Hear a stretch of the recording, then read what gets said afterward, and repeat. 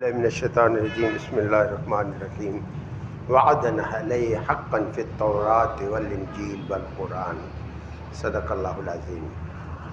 ہم نے آیت جہاد اور ایک خرید و فروخت جو کہ ایک آدمی کرتا ہے کہ مجھے دنیا میں کوئی ایسا بزنس کروں تو اس سے نفع ہو، تو ہم اللہ تعالیٰ کے ساتھ اپنے وجود کا سودا کر چکے ہیں اور رب نے ہمیں زندگی دے کر ہم سے خرید لی ہے۔ ان اللہ اشترا، بے شک اللہ نے خرید لیا انفسہم من المؤمنین، مومنوں سے، انفسہم ان کی جانوں کو، و اموالہم ان کے مالوں کو، اور اس کے بدلے کیا دیا؟ بأن لہم الجنہ، کہ ان کے لیے جنت واجب کر دی۔ لیکن شرط کیا ہے؟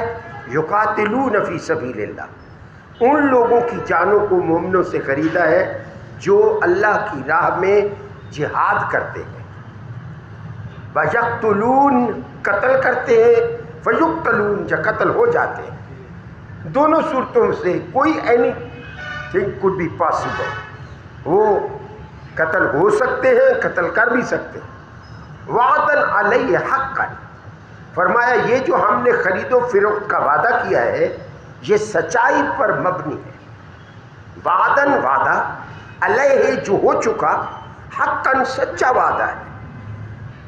اور یہ وعدہ ہم نے صرف قرآن میں نہیں کیا، ہم نے تورات میں بھی یہی وعدہ کیا ہے، پھر تورات والانجیل، انجیل میں یہی وعدہ کیا ہے، والفرقان قرآن، اور قرآن میں بھی یہ وعدہ ریمین رکھا ہے، کنٹینیو رکھا ہے، جاری و ساری رکھا ہے۔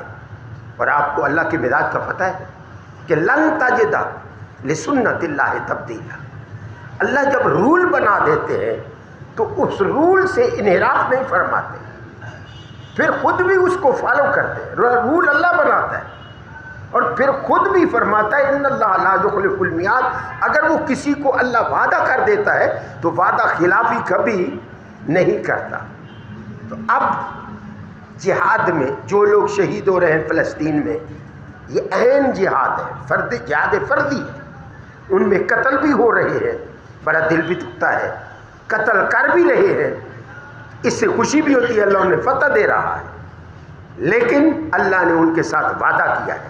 اب ہم اتنے ہزاروں میل دور، ہم کیسے اللہ تعالیٰ کے اس سودے پہ پورے اترتے ہیں؟ یہ محدثین مفسرین نے وضاحت کی کہ اس کا مطلب یہ نہیں ہے کہ اللہ تبارک و تعالیٰ جب سودا کرتا ہے تو جس طرح ہم کرتے ہیں تو اسی موقع پہ قبضہ لیتے ہیں، زمین رجسٹری ایک ہاتھ سے قبضہ، ایک ہاتھ سے پیسے، تو اللہ تعالیٰ ہم تو جان تو نہیں دے رہے، اس کا مطلب یہ ہے کہ جب ضرورت پڑے، جب موقع آ جائے جان دینے کا تو مومن اس سے دریغ نہ کرے، کود جائیں اس میں، لیکن وہ اللہ کی رضا کے لیے۔ حضرت علی شیر خدا کا فرمان رد کر کے اجازت چاہوں گا۔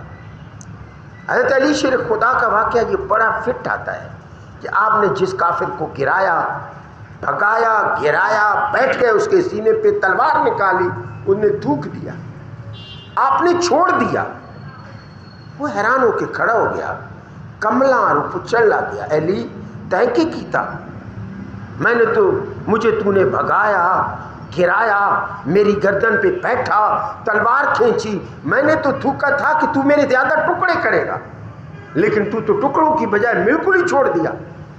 آپ نے بڑا پیارا جواب دیا، آپ نے ارشاد فرمایا جب میں نے تمہیں بھگایا، جب میں نے تمہیں گرایا، جب میں تیرے سینے پہ بیٹھا، جب میں نے تلوار نکالی، اس وقت تک اللہ کی رضا تھی، لیکن جب تو نے تھوکا تو علی درمیان میں آ گیا، اور اگر اب میں تجھے مارتا تو انتقام ہوتا، جہاد نہ ہوتا۔ اب میری بات کو سمجھیے گا، کیا ہوتا؟ انتقام اور ہے، جہاد اور ہے، یہ ذہن میں رکھیے گا۔ چاہے مسلم کنٹری سے لڑے تو جہاد تو نہیں کہیں گے نا، کس کو آپ شہید کہیں گے اور کس کو آپ غازی کہیں گے؟ ویری ڈیفیکلٹ ٹو سے، لیکن چونکہ یہودیوں کے ساتھ لڑائی ہے اور الکفر ملت واحدہ، کفر ایک قوم ہے، مسلمان ایک قوم ہے، کفر کی دوستی کبھی بھی کامیاب نہیں ہوتی، مسلمان مارا بھی ہو سی تو کسی نہ کسی لیے اس کو خدا کا خوف آ جائے گا۔ تو تو خدا تو دعا کر دے اللہ تعالیٰ سو جیسن کامیابی دے وما علینا الا البلاغ.